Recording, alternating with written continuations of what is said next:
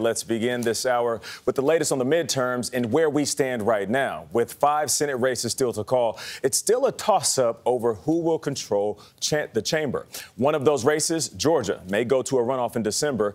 The House is leaning Republican, but it's nowhere near the red wave that many analysts were expecting. We know whoever has the majority, it will be a narrow one. So one reason Republicans are not celebrating nationwide is this result in Pennsylvania. Democratic Lieutenant Governor John Fetterman beat Dr. Mehmet Oz to flip that seat blue. Jericka Duncan is in Pittsburgh. Jericka, good morning.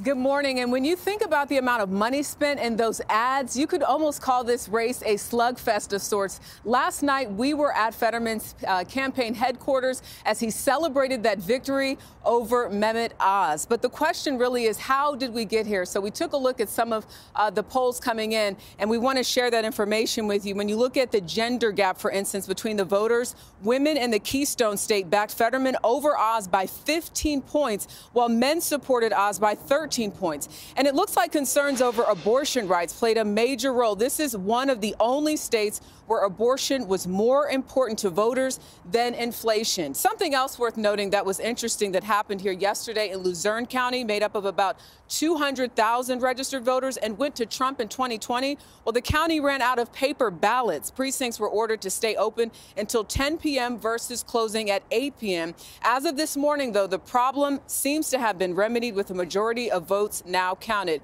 But lawsuits are still ongoing in the fight over mail-in ballots after the state Supreme Court ruled that undated or incorrectly dated ballots would not be counted. But even if those votes are counted in the end, they're likely to favor John Fetterman. We have not heard from the Oz campaign, but it appears that 2 big state races were won by Democrats. That would be Governor-elect Josh Shapiro and U.S. Senator-elect John Fetterman. Gayle. Jericka Duncan, thank you very much.